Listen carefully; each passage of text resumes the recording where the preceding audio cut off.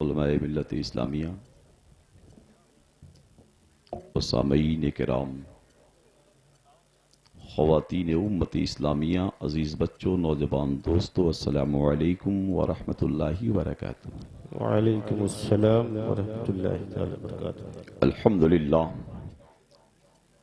الحمدللہ رب العالمین والعاقبۃ للمتقین، والصلاة والسلام على سید الانبیاء والمرسلین، اما بعد فاعوذ باللہ من الشیطان الرجیم، بسم اللہ الرحمن الرحیم، اتم الحج والعمرۃ للہ، صدق اللہ العظیم سبحان اللہ۔ وصدق رسولہ النبی الامین الکریم، ونحن على ذلك لمن الشاہدین والشاکرین بغوث العظم الجیلانی بغدادی محی الدین، غوث اعظم بمن بسر و سما مدد، قبلہ دین مدد، کعبہ ایمہ مدد، بگرداب بلا افتادہ کشتی، ضعیفان و شکستہ رات پشتی، بحق کے خواجہ عثمان ہارونی مدد کن یا معین الدین چشتی، سرورہ شاہا کریمہ دستگیرہ اشرفہ،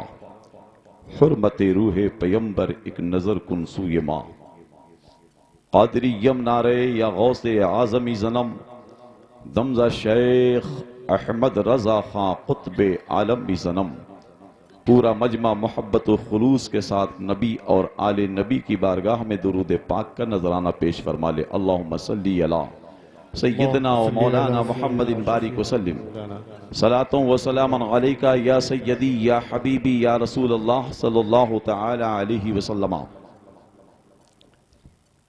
علی رضا بھائی نے اور خورشید بھائی نے اپنے والد گرامی اور والدہ کے سفر مدینہ طیبہ اور سفر کعبۃ اللہ شریف کے موقع پر عظیم الشان زیارت مدینہ کانفرنس کا انعقاد کیا،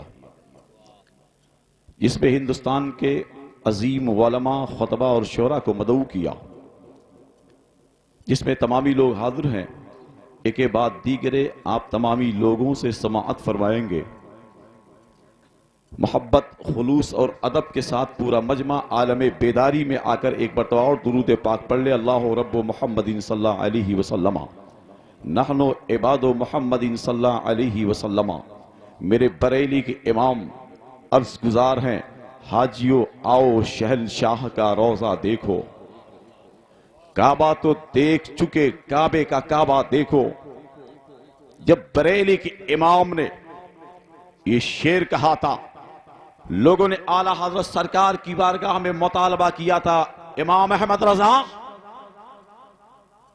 یہ بتاؤ تمہاری نظر میں کعبۃ اللہ شریف افضل ہے یا مدینہ طیبہ؟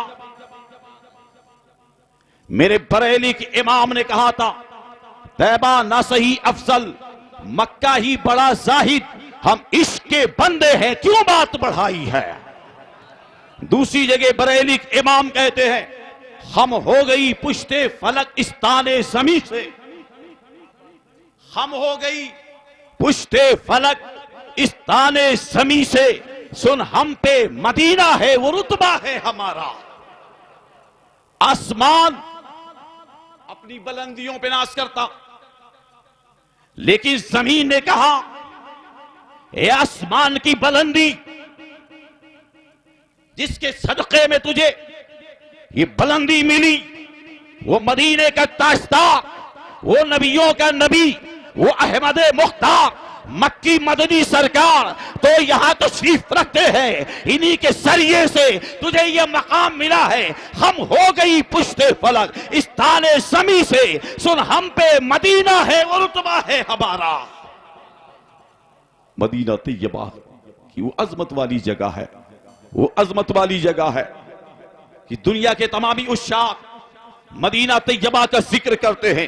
حاجی جب اپنے مکان سے نکلتا ہے مدینہ طیبہ جانے کے لیے تو دنیا کے تمامی لوگ استقبال کرنے کے لیے بھی بھیجنے کے لیے تمامی کے تمامی لوگ حاضر ہوتے ہیں کہ زائر مدینہ تشریف لے جا رہے ہیں، نبی کا شہر دیکھنے کے لیے تشریف لے جا رہے ہیں، لوگ بھیجنے کے لیے آتے ہیں، جانے والا بھی روتا ہوا نظر آتا ہے، بھیجنے والا بھی روتا ہوا نظر آتا ہے۔ میں نے پوچھا آخر بتاؤ جانے والا تو روتا ہے، یہ وجہ سمجھ میں آتی ہے، جانے والا اپنا مکان چھوڑ کر کے جا رہا ہے، اپنی دکان چھوڑ کر کے جا رہا ہے، اپنی اولادیں چھوڑ کر کے جا رہا ہے، خاندان کے لوگوں کو چھوڑ کر کے جا رہا ہے، رشتہ داروں کو چھوڑ کر کے جا رہا ہے، پڑوسیوں کو چھوڑ کر کے جا رہا ہے، آبادی کے لوگوں کو چھوڑ کر کے جا رہا ہے۔ اس کی رونے کی وجہ تو سمجھ میں آتی ہے، اپنے بیٹے کو چھوڑ کر کے جا رہا ہے، اپنے خاندان کے لوگوں کو چھوڑ کر کے جا رہا ہے، یہ جانے والا مدینہ طیبہ جا رہا ہے، کعبۃ اللہ شریف کی زیارت کے لیے جا رہا ہے، آبادی کے سارے لوگ آتے ہیں اسے بھیجنے کے لیے، اسے رخصت کرنے کے لیے، لیکن جانے والا بھی رو رہا ہے اور بھیجنے والا بھی رو رہا ہے۔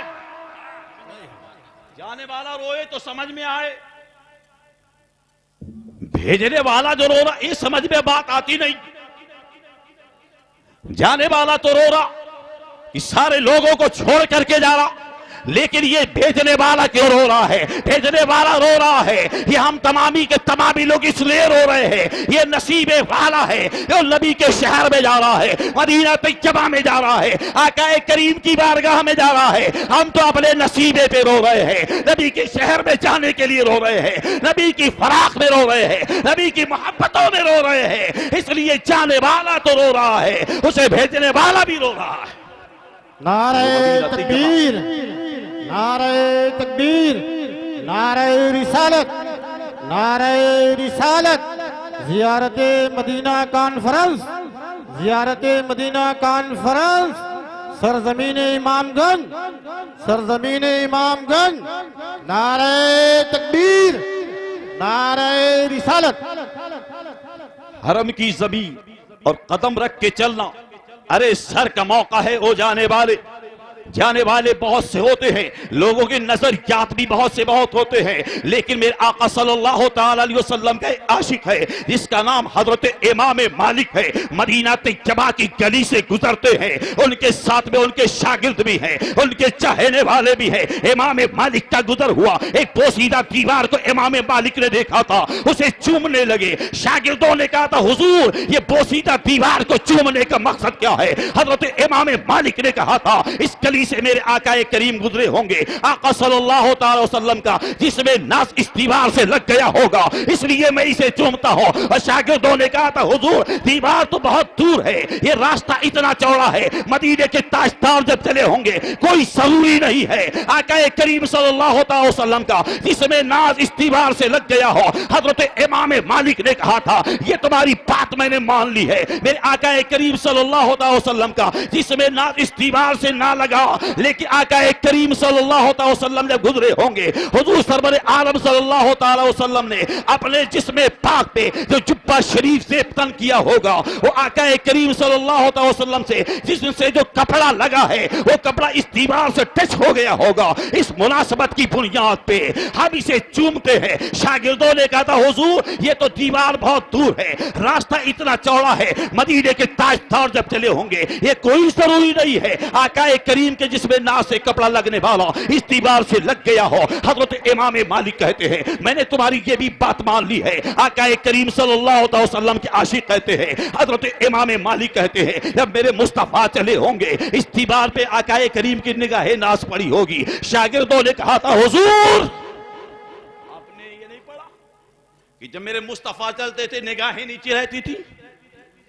آپ نے یہی نہیں جانا جب میرے نبی چلتے تھے نگاہیں نیچی رہتی تھی تو کون کیا ضروری ہے کہ میرے مصطفیٰ کی نگاہیں ناز اس دیوار پہ پڑ گئی ہو؟ حضرت امام مالک کہتے ہیں میرے مصطفیٰ جان رحمت کا جس میں ناز نہیں لگا میں نے مان لیا، کپڑے نہیں لگے میں نے مان لیا، نگاہ نہ پڑی ہوگی میں نے مان لیا، لیکن میرے آقا کریم صلی اللہ تعالی وسلم جب اس گلی سے گزرے ہوں گے آقا کریم صلی اللہ تعالی وسلم کے جس میں ناز سے جو ہوا لگی ہوگی وہ ہوا لگ کر کے اس دیوار سے لگ گئی ہوگی۔ اس مناسبت کی بنیاد پہ امام مالک اس دیوار کو چومتا ہے۔ عشق ہو تو ایسا ہو، لگاؤ ہو تو ایسا ہو، چاہتے ہو تو ایسی ہو، یہ غلامی ہے، یہ مصطفیٰ جان رحمت کی چاہت ہے جو امام مالک نے دنیا کے سامنے پیش کیا ہے۔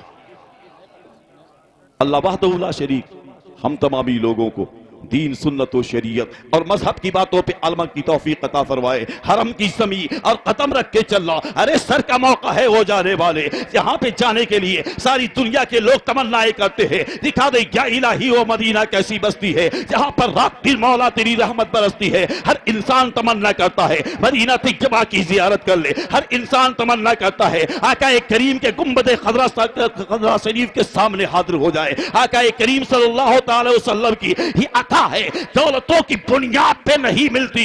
اللہ وحدہ لا شریک جو فضل فرماتا ہے، وہ غریب جو تمہارے یہاں مزدوریاں کرتا ہے وہ بھی مدینہ شہر کی زیارت کر لیا کرتا ہے. لیکن اللہ کا فضل اگر ہو جائے جس کو آپ نے تصور بھی نہیں کیا ہوگا، وہ بھی نبی کے شہر میں حاضر ہو کر کے گنبد خضرا شریف کے سامنے سلام پیش کیا کرتا. نعرہ تکبیر، نعرہ رسالت. مدینہ طیبہ یہ وہ سرزمین ہے جہاں میرے مصطفیٰ نے فرمایا کہ وہاں پر ایک نیکی کا ثواب 50,000 ملتا. 50,000 ملتا. میں جانے والوں سے کہتا ہوں، میں نے تو دیکھا تجربات میں، میں آخری بار ذکر کر رہا ہوں، میرے تجربات میں ہے یہاں سے جانے والے وہ ایسیوں میں سو کر کے واپس چلے آتے ہیں. جو ہمیں وقت مسجد نبوی شریف میں گزارنا چاہیے، جو خانہ کعبہ شریف میں گزارنا چاہیے، وہ ایسی کمروں میں سو کر کے واپس آ جاتے ہیں. اس کے بعد گئے دکانوں پہ، یہ کمبل کتنے کا ہے، یہ کھجور کتنے کی ہے، یہ سامان کتنے کا ہے. یہ جانے کے بعد میں وہ اپنے اوقات کو ایسے کاموں میں مت خرچ کرنا، بلکہ مسجد نبوی شریف میں اپنی زندگی کے لمحات کو زیادہ سے زیادہ خرچ کرنا. خانہ کعبہ شریف میں اپنی زندگی کے لمحات کو زیادہ سے زیادہ خرچ کرنا. یہ دنیا کے ساز و سامان تمہیں اپنی مارکیٹ میں مل جائیں گے، لیکن گنبد خضرا شریف میں جانے کا موقع تمہیں بار بار نہیں ملے گا. خانہ کعبہ میں جانے کا موقع تجھے بار بار نہیں ملے گا. اس لیے وہاں جانے کے بعد میں مارکیٹ کے چکر میں اپنے اوقات کو خرچ مت کرنا، بلکہ وہاں تو خدا کی رضا لینے کے لیے جاتے ہو، مصطفیٰ کی رضا لینے کے لیے جاتے ہو، اپنی زمین میں نیکیاں کمانے کے لیے جاتے ہو. وہاں جانا تو خدا کو بھی راضی کر کے آنا، مصطفیٰ کو بھی راضی کر کے آنا. وہاں جانا تو مارکیٹیں کر کے مت آنا. وہاں ایک نیکی کرو گے 50,000 نیکیوں کا ثواب ملے گا. کوشش کرنا کہ ایک قرآن پڑھ لیں تاکہ 50,000 قرآن پڑھنے کا ثواب مل جائے. ایک روزہ رکھو گے 50,000 روزہ رکھنے کا ثواب ملے گا. ایک دینار صدقہ کرو گے 50,000 دینار صدقہ کرنے کا ثواب ملے گا. اے میرے نبی کا دیوانہ، اگر کسی ایک پیاسے کو تو نے پانی پلا دیا، 50,000 پیاسوں کو پانی پلانے کا تجھے ثواب ملے گا. وہ نبی کا شہر ہے. ایک گرنے والے کو تو نے اٹھا دیا، 50,000 گرنے والے کو اٹھانے کا ثواب اللہ تجھے عطا فرمائے گا. حرم کی زمین اور قدم رکھ کے چلنا، ارے سر کا موقع ہے وہ جانے والے. نعرہ تکبیر، نعرہ رسالت، نعرہ رسالت. حضرت علامہ مولانا شاکر حسین گونڈوی زیارتین مدینہ کانفرنس. نعرہ تکبیر، نعرہ رسالت. سبحان اللہ، ماشاءاللہ. حاجیو آؤ، شہنشاہ کا روزہ دیکھو. کعبہ تو دیکھ چکے، کعبے کا کعبہ دیکھو. جب بریلی کے امام سے لوگوں نے کہا تھا آپ مکۃ المکرمہ کو افضل مانتے ہیں یا مدینہ طیبہ کو افضل مانتے ہیں، بریلی کے احمد رضا نے کہا تھا، اعلیٰ حضرت سرکار نے کہا تھا احمد رضا کا عشق ہے ساری دنیا مکۃ المکرمہ کو افضل کہے، لیکن بریلی کا احمد رضا مدینہ طیبہ کو افضل کہتا ہے. یہاں ایک نیکی کرو گے 50,000 نیکیوں کا ثواب ملے گا. اگر ایک تم سے غلطی ہو گئی، ایک غلطی لکھی جائے گی. یہ ثبوت پیش کیا ہے میرے اعلیٰ حضرت سرکار نے. مکۃ المکرمہ میں جاؤ گے، ایک نیکی کرو گے 1,00,000 نیکیوں کا ثواب ملے گا. ایک قرآن پڑھو گے 1,00,000 قرآن پڑھنے کا ثواب ملے گا. ایک روزہ رکھو گے 1,00,000 روزہ رکھنے کا ثواب ملے گا. ایک ریال خرچ کرو گے 1,00,000 ریال صدقہ کرنے کا ثواب ملے گا. لیکن اگر تم سے گناہ ہو گیا 1,00,000 گناہ بھی تمہارے نام اعمال میں لکھا جائے گا. اس لیے میرے بریلی کے امام کہتے ہیں ہماری غلطیاں کرنے کی عادتیں ہیں. دنیا میں رہتے ہیں، اپنے گھروں میں رہتے ہیں، آبادیوں میں رہتے ہیں، اپنے ملک میں رہتے ہیں، ہم جہاں بھی رہتے ہیں غلطیاں کرتے رہتے ہیں. لیکن اگر وہاں بھی گئے، اگر غلطی واقع ہو گئی 1,00,000 گناہ بھی لکھا جائے گا. اس لیے میرے بریلی کے امام کہتے ہیں طیبہ نہ صحیح افضل، مکہ ہی بڑا ظاہر. ہم عشق کے بندے ہیں کیوں بات بڑھائی ہے. وہ مدینہ طیبہ افضل افضل و اعلیٰ ہے، اس لیے کہ وہاں اگر نیکی ایک کریں گے 50,000 نیکیوں کا ثواب ملے گا، ایک غلطی واقع ہو گئی تو ایک ہی لکھا جائے گا۔ وہ زمین ہے، وہ عظمت ہے۔ آخری بات پہ ذکر کر رہا ہوں، مدینہ طیبہ میں آپ اپنی آبادی میں، لال گنج میں، امام گنج میں، سلطان پور میں ہے، امیٹھی میں ہے، لکھنؤ میں ہے، تو دنیا کے کسی کونے میں ہے، آندھی آ گئی، انسان اپنے چہرے کو ڈھکتا ہے تاکہ گرد و غبار میرے سر پہ نہ پڑنے پائے، میرے جسم پہ نہ پڑنے پائے، میرے کپڑوں پہ نہ پڑنے پائے۔ آپ مکہ المکرمہ میں ہو، آندھی آ جائے، آپ اپنے سر کو بھی ڈھک لیتے، اپنے چہرے کو بھی ڈھک لیتے ہیں، لیکن جب نبی کے شہر مدینہ طیبہ میں گئے، اب عاشقین کہتے ہیں وہ اپنے سر کو مت ڈھکنا، اس لیے کہ وہاں کے ذروں کی بے ادبی ہو جائے گی۔ اگر تو نے اپنے سر کو ڈھک لیا تو وہاں کی ذروں کی تو نے بے ادبی کر دی، یہ نبی کے شہر کے ذرے میرے جسموں پہ نہ پڑنے پائے، اس لیے تم نے ڈھک لیا ہے۔ نبی کے شہر کے ذروں کی بے ادبی ہے، عاشقین نے فرمایا ہے، نبی کے چاہنے والوں نے فرمایا ہے، وہاں اگر کوئی چاہے اور آندھی آ جائے اسے اپنا سر ڈھکنے کی اجازت نہیں ہے، اپنا جسم ڈھکنے کی اجازت نہیں ہے، اس لیے کہ وہاں کی ذروں کی بے ادبی نہ ہو۔ جب وہاں کی ذروں کی بے ادبی گوارا نہیں تو مصطفیٰ جان رحمت کی ذات گرامی میں اگر کوئی شخص بے ادبی کرے تو پھر وہ کیسا مسلمان ہے؟ میرے اعلیٰ حضرت سرکار نے جو پیغام دیا، جو مسلک اعلیٰ حضرت جس کو کہتے ہیں، پیارے حبیب کو پکار، پیارے نبی کا نام لے، دامن مصطفیٰ پہ آ، پائے رسول تھام لے۔ اللہ وحدہ لا شریک ہم تمامی لوگوں کو سنت و شریعت اور مذہب کی باتوں پہ عمل کی توفیق عطا فرمائے۔ استغفر اللہ ربی من کل ذنب و اتوب الیہ۔ ماشاءاللہ۔